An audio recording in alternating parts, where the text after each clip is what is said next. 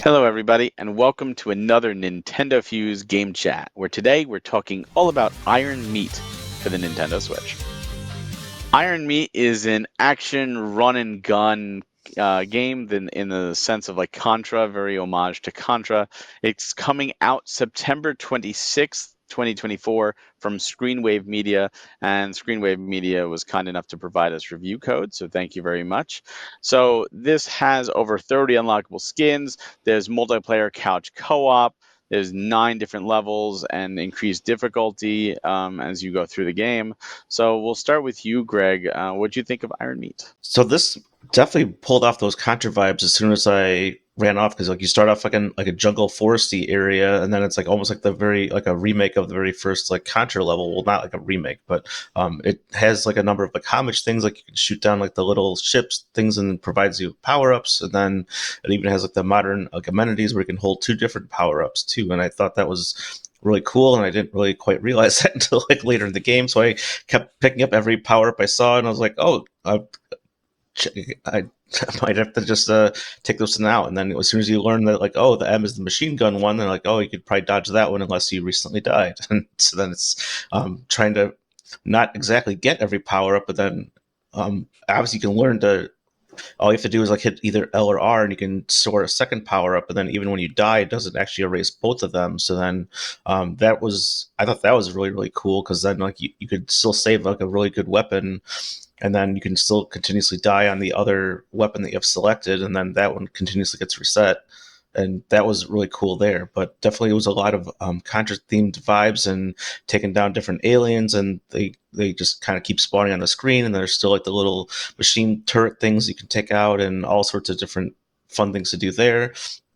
And then even like the second level is more of like a vertical level, so then it kind of pays homage to the third Contra level, where it's a lot more jumping and scrolling.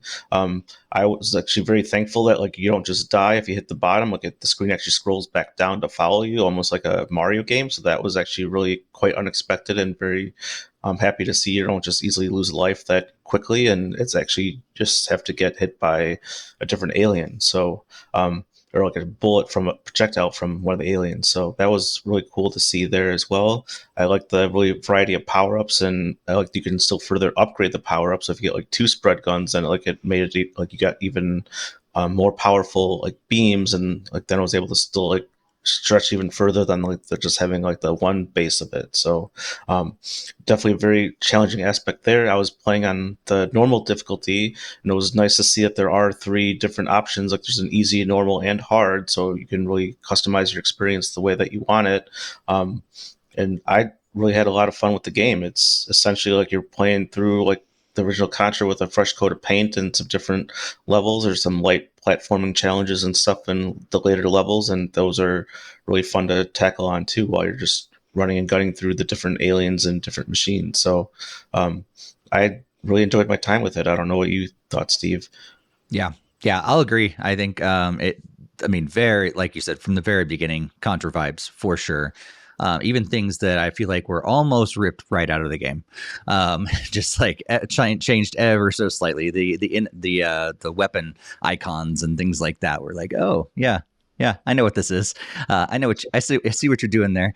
But what I think, like there's a couple quirks I think with the game which I don't think are horrible at all. But they're just little things that I noticed. Like I think there's times where things will blend in the background a little too much, and I don't realize that they're actually enemies, and then until I get shot. All that to say, things like that kind of happen all the time, and I frequently died frequently because this is a tough game. So thankful that they give you plenty of lives, and those lives reset at least at the beginning of each level. I'm guessing that maybe happens on every difficulty level. I'm not sure. Maybe that's one of the things that also gets harder if you play in the harder difficulty. Maybe they don't reset. I'm not sure. I didn't play on the hardest difficulty. It was already hard enough. But what I did realize is like because you get like 30 lives on each level, like I didn't care. I'm like I still had plenty by the time I beat the boss. I was good.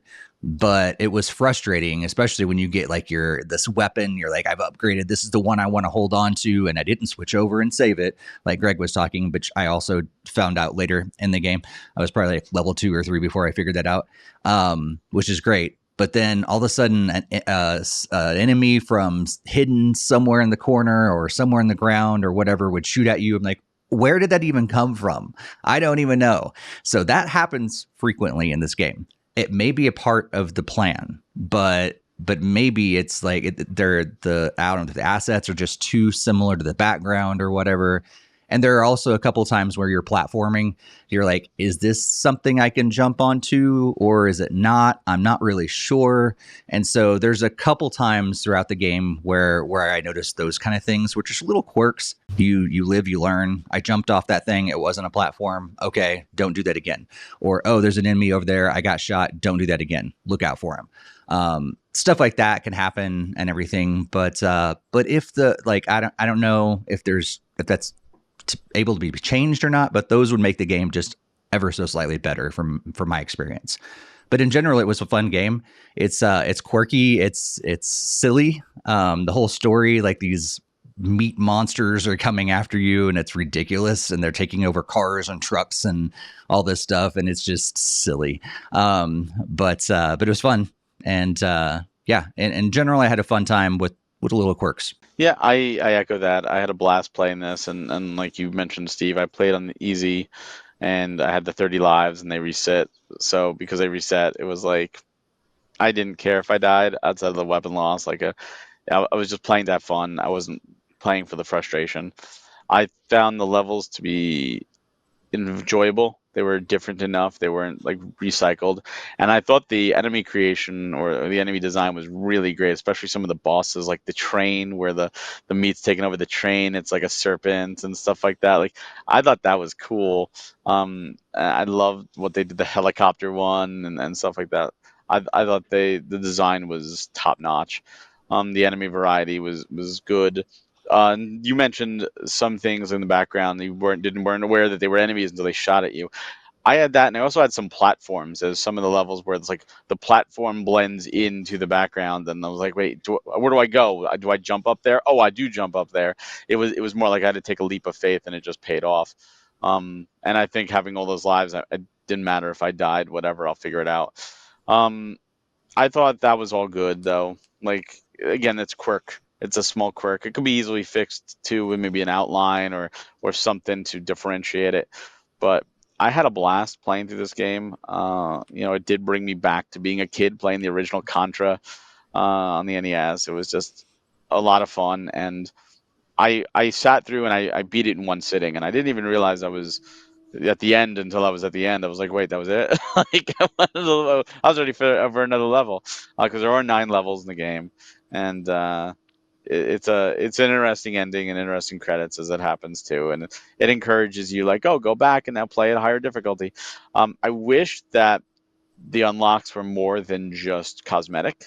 I think the cosmetics are cool, but I just wish that there was some kind of like upgrade you can get, like a way to permanently start with the spreader, and then you always have the spreader, and that'd be cool, and like way to tailor your own gameplay experience outside of just cosmetics. But overall, I had a wonderful time. It was a blast to play through. So I do want to just quickly just ask you guys, the game does come out on September 26th of 2024.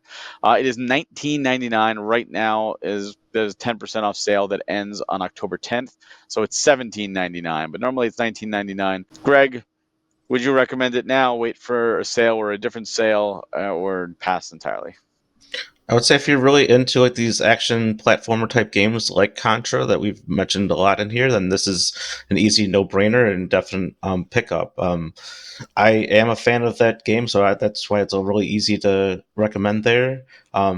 So even like at that point, I mean, if you know you're not really into like the shooter like style like um, somewhat off-rail shooter type things, then it's probably not gonna be the game for you. I mean, it still has like the retro charm and the great it's great that there's different difficulty options. You guys both did easy, and I did normal, and I really like to throw back that easy was 30 lives, and that was like kind of like the Contra code. Even the Konami code would give you 30 lives, so that was kind of a fun, really interesting Easter egg there. And I did on normal, and I only got 15 lives, and I didn't even really use through all 15 on at least the very first few levels. And then by like level 3 or 4, then I actually had to be more conservative and not necessarily just die so easily, because 15 can easily just disappear just like that. Like you could just spawn in and then take a bullet, and then boom, you have to respawn again and again. So I did like that there was a quite number of power-ups, and I think it's really easy to recommend that there's a lot here for different difficulty levels and everything like that too. So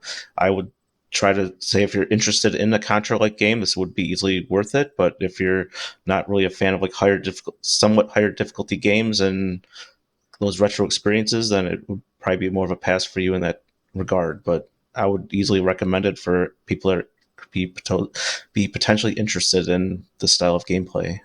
Yeah. And what about you, Steve? Yeah, I recommend this game. Yeah, I think if you don't like the high difficulty, the easy mode makes it good for almost everybody.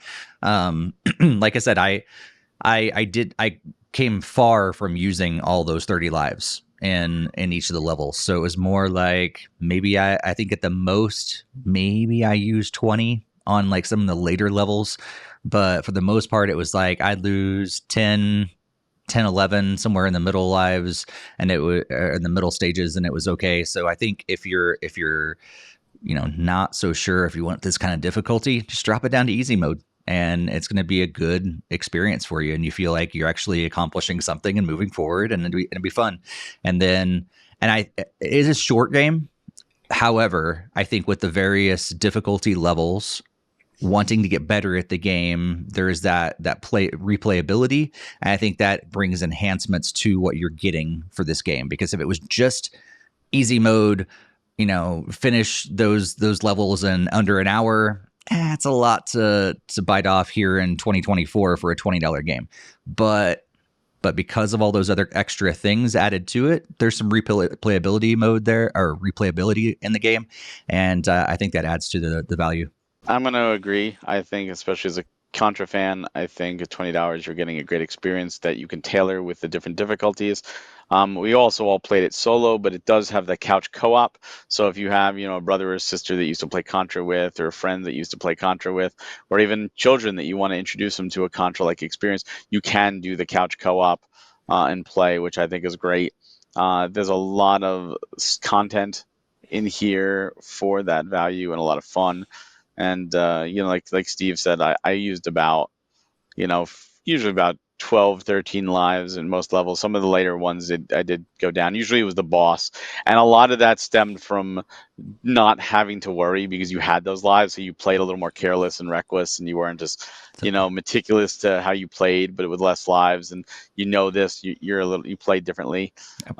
So I had a lot of fun. I'm glad we all seem to have a lot of fun, and we think if you enjoy Contra, that seems unanimous. We all think you will absolutely enjoy. So right now, like I said, the game doesn't come out until the 26th of September. Normally it's $20. It's on sale, 10% off. You get it for $17.99. And once again, thank you to Screenwave Media for providing us codes for review. If you enjoy reviews like this, as well as podcasts, industry interviews, and a bunch of other Nintendo-related content, please go over to NintendoFuse.com, as well as subscribe to us here on YouTube. Thank you all so much for watching and joining us today. Thank you, Steve and Greg, for joining me for this review, and we'll see you all next time.